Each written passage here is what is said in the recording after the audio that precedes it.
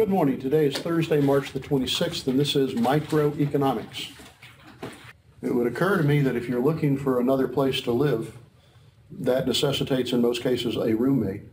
Yeah. And it would be very much worth your while to examine the contacts you've made here at Santa Fe and find someone that seems to have compatible values. Yeah, that's also Angela, looking. the girl that sits normally here, she's looking for one. She's gonna let me know if she finds one with that she needs another roommate, and we're gonna see.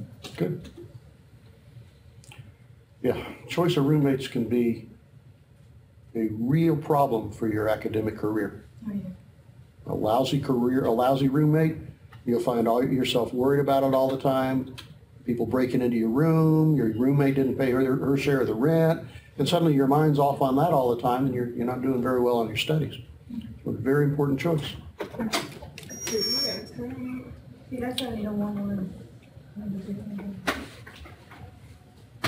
All right, anything else on your mind? Yes, no? Okay.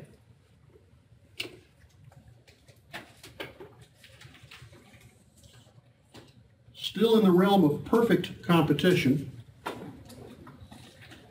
here's the company's cost curves.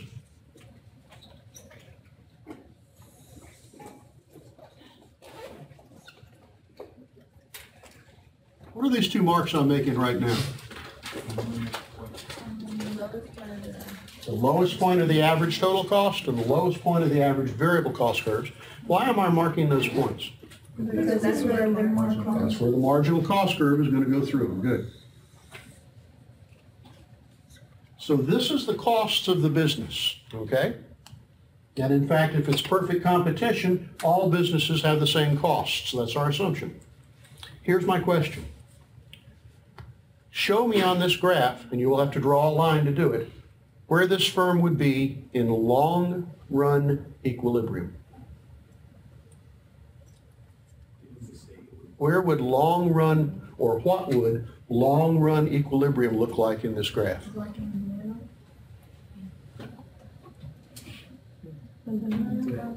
The demand curve. You would have to show me where the demand curve is going to be in the long run. I've told you it's perfect competition, so yes, it is definitely a flat, horizontal, perfectly elastic demand curve. The question is, where will it be in the long run? At the bottom of ATC. At the bottom of average total cost curve. Right here. It will be just barely touching. Oh. That's long-run equilibrium. What do we call this point right here at the low point of the ATC curve? What do we call that? Break even. Break even. Break even. So when I ask you, where is it for long-term, long-run equilibrium, listen carefully. The key word is tangent. The demand curve is tangent to the average total cost curve. Tangent. Okay with that? When you finish writing and look at me with a confident look on your face, I will proceed. It's called tangent. When a line barely touches something, tangent. Okay, so how do we know that the demand curve is at the lowest point of the ATC? What is this point at the low point of the ATC called? That's shut. Shutdown point. See, I don't know the terms. I need to learn the terms. Dang, Skippy, you do. Exactly right.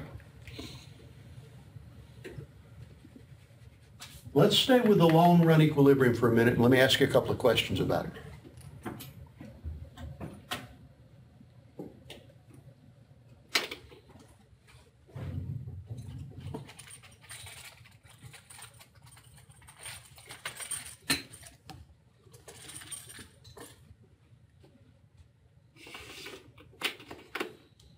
If the firm is in long-run equilibrium, making profit, yes? Explain. You said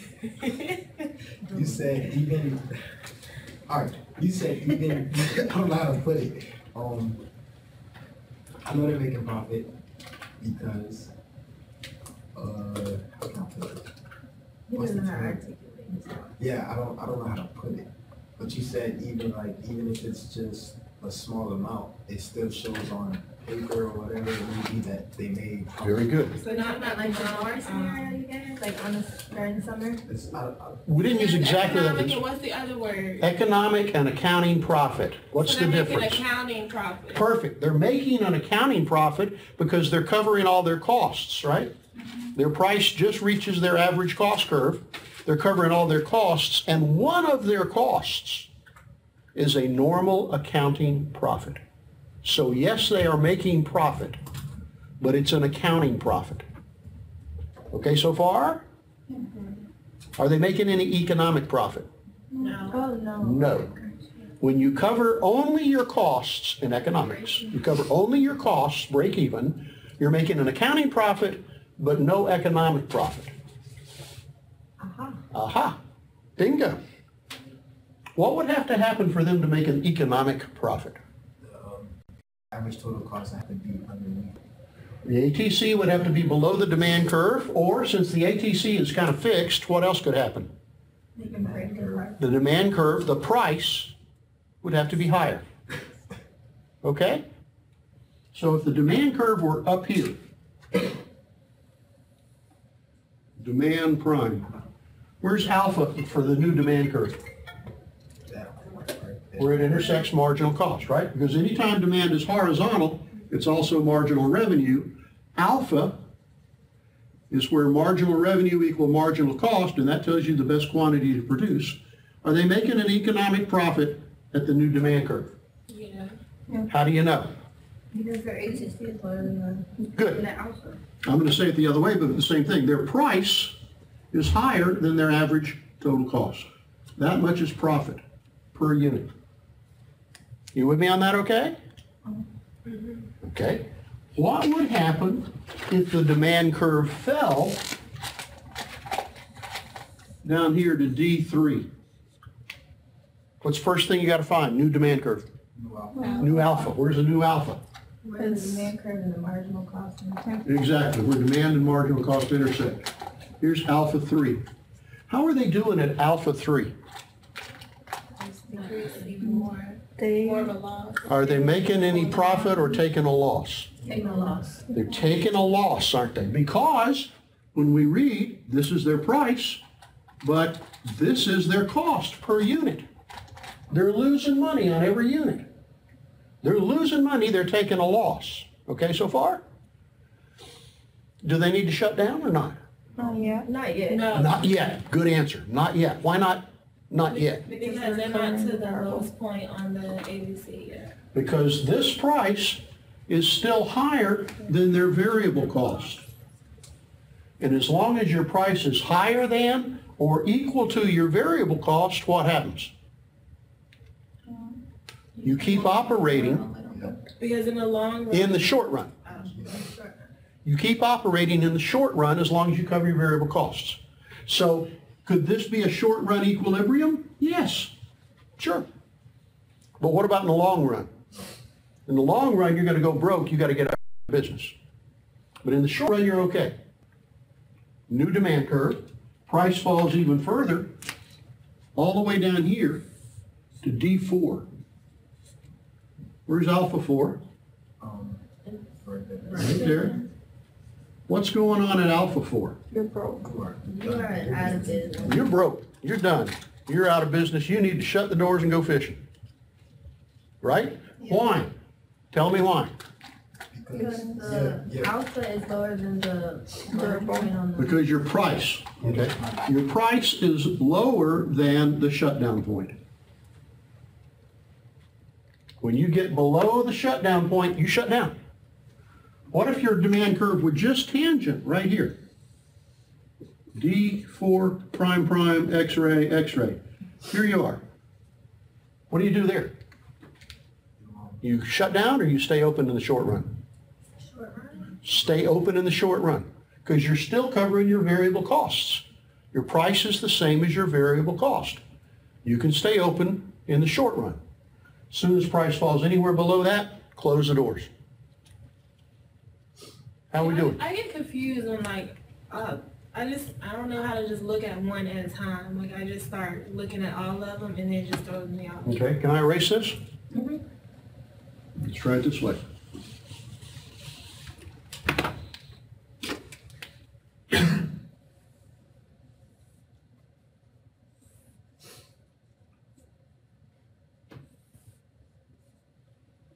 What should you do? Here's marginal cost. This is average variable cost. Shut down. Shut down. You're below the shutdown point. That's D1.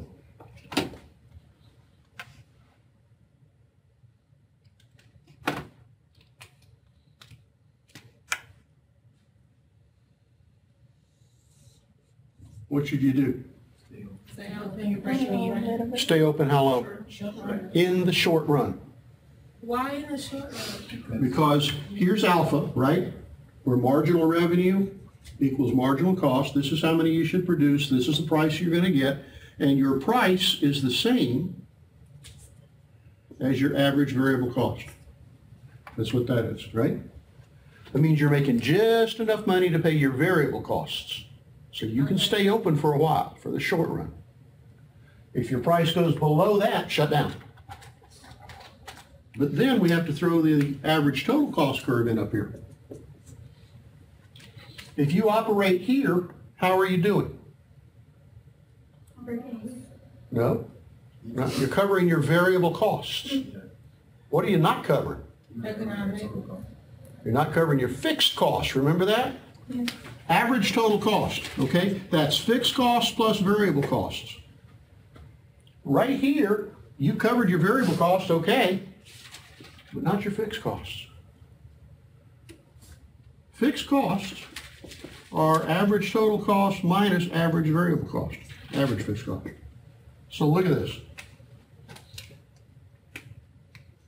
From here up to ATC, between AVC and ATC, this distance here, if you're out here, this distance here, if you're out here, this distance here, what are those little blue dotted lines? The distance between AVC and ATC, the distance between them is your average fixed cost. So all of this is fixed costs, but you've got to get your price high enough to cover those too. As long as your price is down here, you're covering your variable costs, but you're not covering your fixed costs.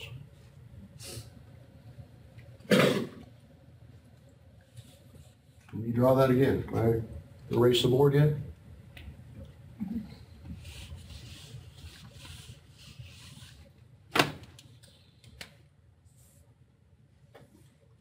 Let's just look at the average total cost curve. Marginal cost.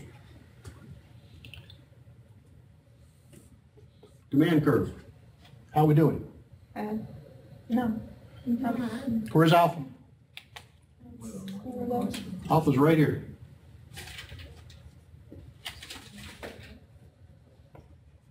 How are we doing? It's for sure we're losing money. We can't stay here in the long run. But if our average variable cost is down here, how are we doing? In the short run, you're okay. Your price is higher than your variable cost. So when we look at the short run, we look at the variable cost curve. But when we look at the long run, we look at the total cost. You've got to cover all of your costs. Does that help to say it that way? Yeah. Okay. So if the question says in the long run, you're going to be looking at the total cost curve. Are we doing okay or not? If it says in the short run, then you're going to look at the variable cost curve, average variable cost. That's what I needed to know. I didn't know. I'm trying to find different ways to say this and make it more clear. Go ahead. Okay. So when the question asks if the business can stay open in the long run, we have to see it ABC and ATC. The price has to be above those. It has, in the long run, it has to be at or above total cost. Total cost and Yeah. average cost. If it says in the short run, it has to be at or above AVC. So we look at the average variable cost in the short run, and answer questions about it. And we look at the ATC in the long run to answer questions about it. So look at the graph that's up there right now. How are they doing in the short run? They're okay because they're above ABC. How are they doing in the long run? Nope. They're going to die. They don't cover total costs, so in the long run, they got to go out of business. But in the short run, they can stay in business. And then we're back to the bar in the summer in Gainesville. Is that helping? Yeah, that helps. Okay. Damn.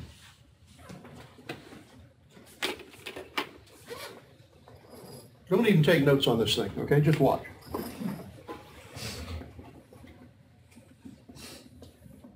Here's the industry, right?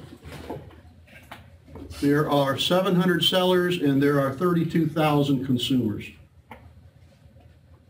Lots of small buyers and sellers. They sell a homogeneous product. It's the same product everybody sells. They're identical. It's easy to go into business or to go out of business. And there's perfect information. Every buyer knows the price that the sellers are charging. He knows the quality of the product is identical, okay? As a result, this price for the firm, remember this was the industry, this price for the firm, the individual business, is a given. Here's your price, Jack, live with it. Got it? And the guy looks at his business, and the first thing he looks for is what? The profit. What's the first thing you look for on every curve? Every graph? Marginal cost. Where do we always start? Average. Alpha. Alpha. Everything begins with alpha. What do you have to have up here to find alpha? Marginal cost. Because demand's horizontal, it's marginal revenue. We say, oh, well, here's your marginal cost curve there, Herb. How about that? And the business looks at it and says what? What's my cost? What's the This is alpha. cost? How much am I producing? That tells me how many to produce. Q, high, max. Profit maximization. You with that? What happens if he chooses to produce over here? Q1.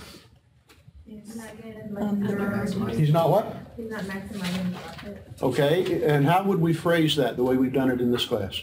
He's not Foregone getting as much. Under production. Foregone profit, profit he could have made, foregone due to underproduction, right? And that would have been all of this area here. It's all foregone profit he could have made if he'd just been smart enough to produce more. That's that marginal analysis. And what happens if he produces way out here? Q2. Oh, it's lost due to overproduction. Where's alpha? Right over there. Alpha's here, but he's producing here. So when we read up, what is this shaded area here? Lost due to overproduction. He lost money on every one of these units, more and more and more. So this becomes lost profit due to Overproduction. producing too much, overproduction. Okay so far? Yeah. How's he doing in the short run? We don't have the variable cost. You don't have a variable cost curve yet. So could he be profitable? He could be. Could he be taking a loss? He could be, we don't know. How's he doing in the long run? We don't have the total cost. We don't have the total cost curve. He could be making a huge profit or he could be losing his shirt. We don't know. But the first thing he's got to decide is what's the best quantity to produce. As soon as he's decided that, point alpha tells you Q, then what's the second thing he does? And the total cost? He looks at his other cost curves. Where's your average total cost? Average total cost is right here. Average total cost. I think that shows up better in green. Here's my average total cost curve.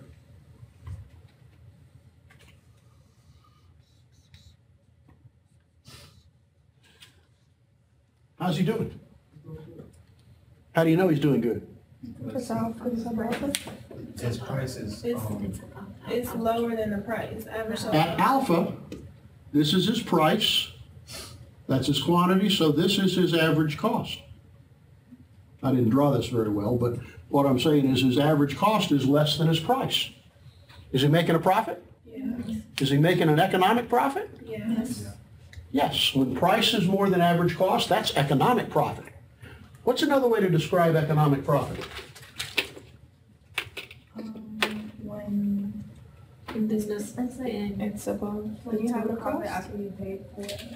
Accounting profit means average accounting profit like every other business. Economic profit is profit above that. Economic profit is extraordinarily high, okay? And if he's making an economic profit between price and average cost, if he's making an economic profit and he's like every other business out there, what's going to happen next? More buyers entering the More sellers. More Or sellers. More sellers. Yeah, because you have more variety, like That's more right. competition. And so when more sellers enter the market, what happens? This is why I don't want you to take notes. More sellers come in, Your supply increases. supply increases, we'll call that S2. Price falls to here, we'll call that demand 2. Here's his new alpha. How's life? I'm not sure. Right? And- Need to know what. We don't know where his AVC is, but it's for darn sure he's not going to make it in the long run, is he? Yeah. Okay? And in the long run, some of them start going out of business because they're going broke, right? Their cost is higher than their price, right? And as they start going out of business, what happens over here? The supply. increases. The supply decreases. We have fewer sellers. So supply decreases here. S3, new price. Price 3, which is demand 3. Here's alpha. How's he doing? Accounting profit? Is this above average cost? It's just a small profit. He's still making some economic, unusually large profits, right? Him and every other business, they're making more than the average business. What'll happen? More people will come in. More sellers come in. Okay, increase in supply. I need another color here. Increase in supply, supply increases to here, S4. S4 gives us demand curve 4. Here's alpha. How's he doing? Is that? That's his price. That's his average cost up here. His price is below his average cost. You see that? Oh, okay, so he's So he's losing money. Everybody's losing money. What's going to happen next? Price decrease. Fewer suppliers. Sellers get out of the market, so the supply curve shifts back. I'm running out of colors here. Supply curve shifts back, I don't know, maybe over here somewhere. I don't know. The price goes back up, I don't know. It gets pretty messy, doesn't it? yeah. But what's really happening? The prices are going up and going down, going up and going down, going up and going down. And that's to be expected in the short run. Okay? In the long run, what happened? The demand curve will settle tangent to the average cost curve. Let's draw that for a minute.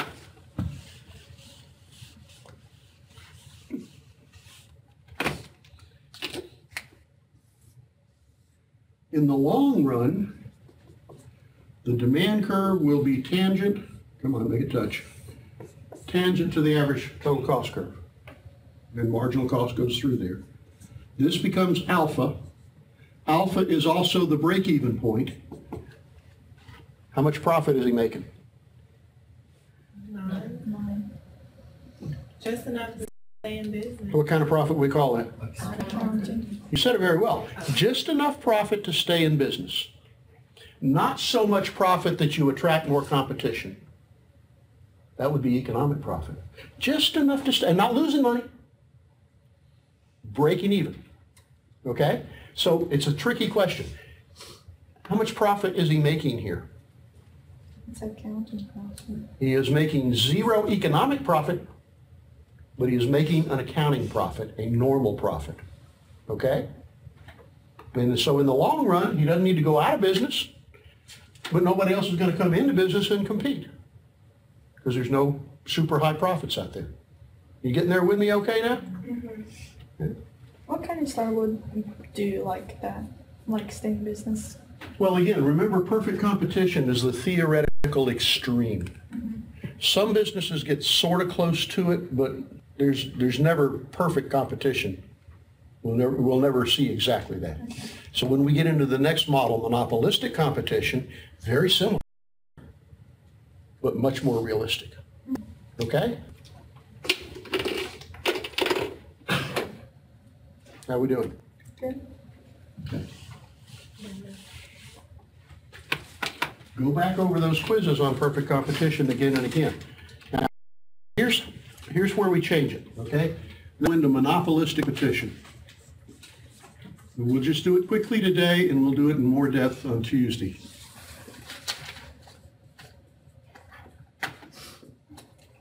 Okay, what does monopoly mean? What is a monopoly? Isn't that like On the own whole. like? You're the only seller. I own it all. Okay? Rockefeller. Yeah, three. Mono, one seller. Okay? What does competition mean? Lots of sellers. This sounds like an oxymoron. Two words that have contradictory meanings. This is not the same thing as monopoly. We're going to study monopoly later. This is not monopoly where there's one seller. This is a market where there's a whole bunch of sellers, very competitive, each one trying to make his own little monopoly. Okay? You remember the 4 assumptions behind perfect competition? Mm-hmm. Many small buyers and sellers, still true. Perfect information, pretty close. Pretty good. Not perfect, but pretty good. Okay? Easy to go into business and out of business, you betcha. Homogeneous products? Instead of homogeneous products, this is the term you want to remember, we have product differentiation. Each seller can differentiate his product from his competitors. He can paint it a different color, he can give it a sexy name, he can give it a guarantee or whatever, he can change it a little bit. And that's how they compete, see? But what happens is this. We're selling lawnmowers. Everybody's selling a push lawnmower. No bagger, no electric start, no nothing, no auto, make it drive itself. Just everybody's got the same one. Strickland wakes up one day with an idea and he says, what if we put a bagger on the back of that so they don't have to rake the grass anymore? Eureka, I'm a genius. We're now selling a differentiated product. How long will it take the other guys to copy that? Not very long. Yeah, 20 minutes. Yeah. Pretty quick. But for 20 minutes, man, we're going to coin money because we're going to have the only one around. And when everybody copies ours and we're all selling baggers, what's the genius going to come up with next?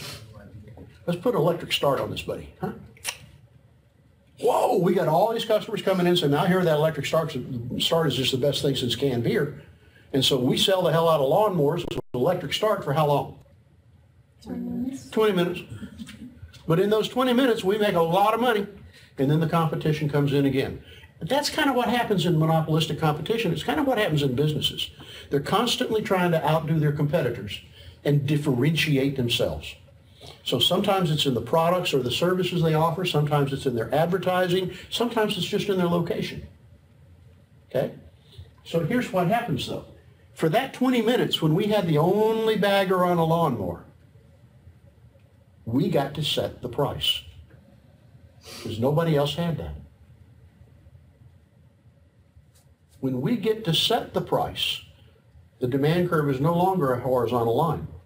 It's no longer, here's the price of the lawnmower. We got something different and better. Think we could charge a higher price? Yes. Oh, hell yeah. So now we get to choose the price. And that's the key in the graphs. Now, we don't have a flat demand curve. We have this kind of negative slope demand curve that says, what price you want to choose.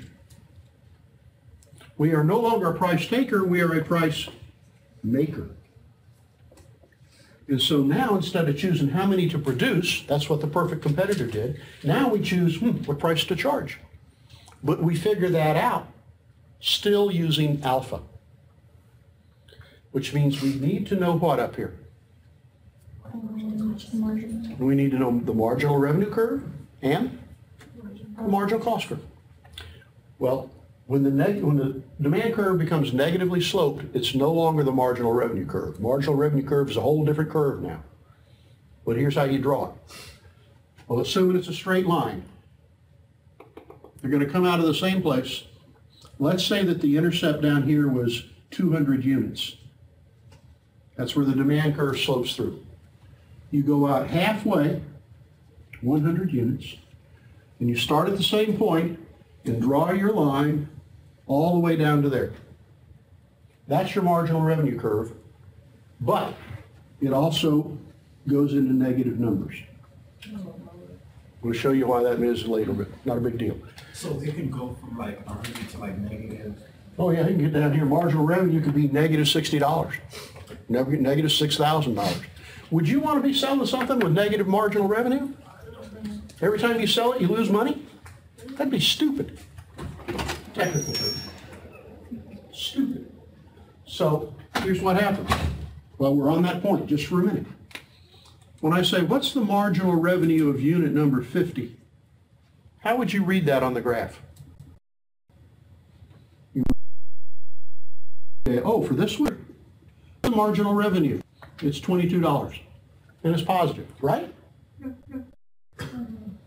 What's the marginal revenue for unit number 121? How would I read that? I would have to read to the marginal revenue curve, which isn't up here, it's down here. Oh, here it is. The marginal revenue is negative $74. Right? You with me? Would you ever want to sell something with marginal revenue? Hell no. Which means you never want to be selling in this range. You never want to sell more than 100 units.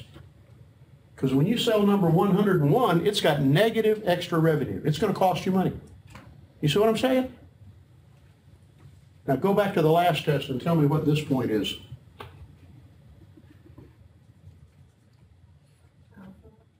Not alpha. The last test has to do with elasticities. It's the point of unitary elasticity. Unitary elasticity. So what is this range of the demand curve? Inelastic. Under one, inelastic. That's the inelastic range of demand. That would mean you would be selling these quantities at these prices. You see that? Would you ever want to do that? No, you'd have negative marginal revenue. That would be stupid. And so here's the rule. You never price in the inelastic range of demand.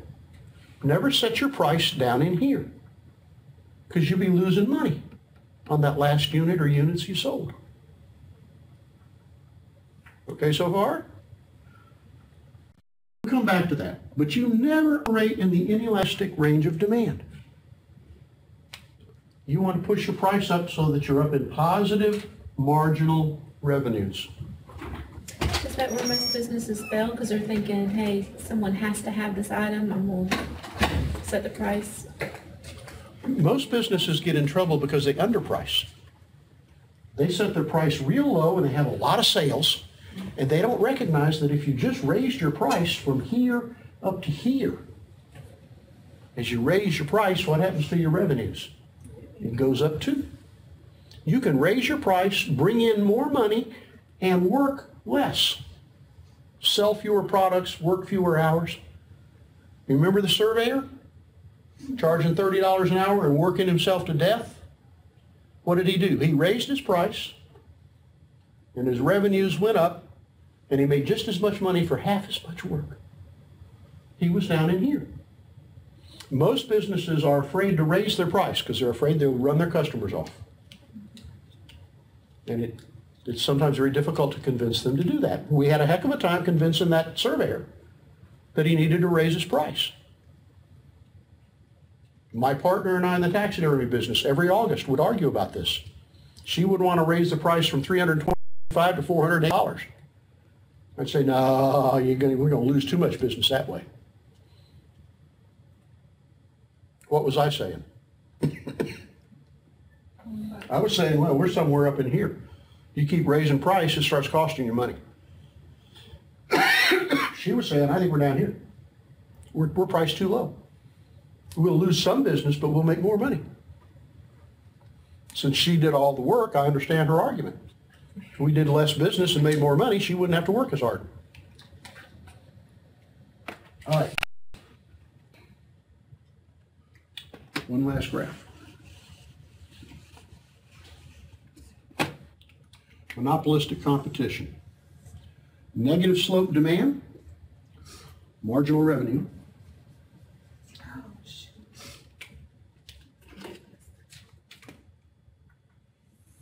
marginal cost. Where's alpha? Marginal cost intersect marginal revenue, alpha. That's the first thing you look for. What does alpha tell you? What price? What price? Tells you how many to sell. I need to produce and sell 112 units. Okay? Well, if I want to sell 112 units, what price should I charge to sell that many units? If I want to sell this many units, I want this to be Q. How do I find P, the price? Where's your cost? Get the total. Don't need the total cost yet. I just need to know, tell me what price to charge in order to sell that many. The demand, the marginal cost? The demand curve tells you what? If you set this price, you'll sell this many. If you set this price, you'll sell this many. Well, if I want to sell this many, then I read up to the demand curve, right, all the way up and over, and say, aha, that's the price I need to charge. You see how the process works? We still find the right quantity, but then we tell the price to the customer. Okay so far? That's the marginal analysis now. It's the same thing. It's a marginal revenue and a marginal cost. Tells you the right quantity, and now it tells you the right price. Okay? Is this company making a profit, taking a loss, or breaking even? Making a profit. Think so? How do you know? Well, because it's over the unitary, like it's in the higher. I'm certainly in the elastic range, but what do I have to know if I'm, in order to tell if I'm making a profit? Total cost. You see an average total cost curve up there anywhere? Oh, so that still applies to this? Huh? Oh. Say- Okay. I didn't know we were still doing average total cost. Well, anytime we say how much profit are they making, Okay. we got to know where their total costs are. And so let's try this. What if this was their annual cost curve? Oh, losing money. What? We'd say, well, at this quantity, we're getting this much for each unit, but the cost is way up here. How are we doing? Our cost is higher than our price. We're losing money. You see that? Yeah. So if this is the cost curve, we're in trouble. Okay so far? But what if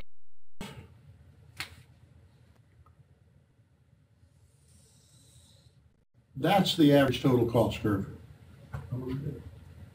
How are we doing? Making money. Are we making money? Economically. Are we making economic profit? Yeah. How do you know? Because the price is higher than the ATC. Perfect answer. The price is higher than the average total cost. Hallelujah, we're making an economic profit. Ha! This is that 20-minute window, remember? We're selling the devil out of those lawnmowers. What's going to happen next? More people. More sellers. People are going to start making our kind of lawnmower. And what's going to happen to our demand curve?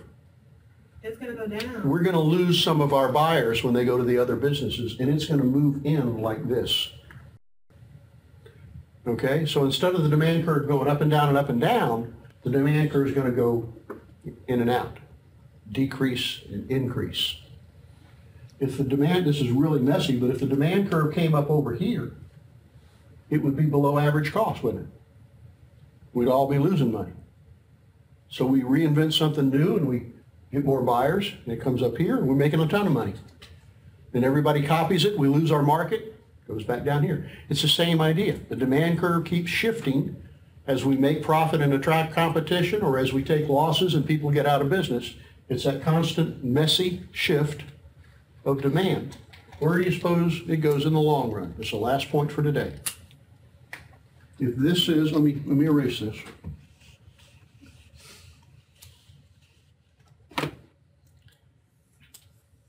If this is the cost curve, average total cost, the demand curve sometimes is out here, where we're making money. Sometimes it's in here. We're below cost, we're losing money. But in the long run, we're going to still go to a break even. Right. It's going to be the same slope, so it can't be down here. It's not flat. Is that called the economies of scale? It'll be in that range. It's going to be parallel, just like the other demand curves. But what's the operative term here? What's the important term to remember? Tangent. It's going to be tangent to the average cost curve, just like it was in perfect competition. But since it's got a negative slope, it can't be tangent here. I think we should have learned this with supply and demand. Because it makes sense to me now. Like, I always thought the more buyer or the more sellers in the demand would go up. Like, that's why I keep using the beginning. Now it makes sense why they would go down, because you have more variation, like more competition. I don't think our brains could have handled it. Well, it's a little bit different. This is for a single company, and it says when you get more competition, your customers go away, and you have a decrease in demand. It's a decrease in the number of buyers. Oh, Yeah. so it's like, Yeah, it's just a change in the number of buyers. We call it market share. When you got most of the market, you got a bunch of buyers. When your market share gets smaller, you have fewer buyers. But in the long run, if you're out here at this new point, right here, how much money are you making? Accounting. An accounting profit. How much economic profit? Zero. So are there any new businesses going to come into business?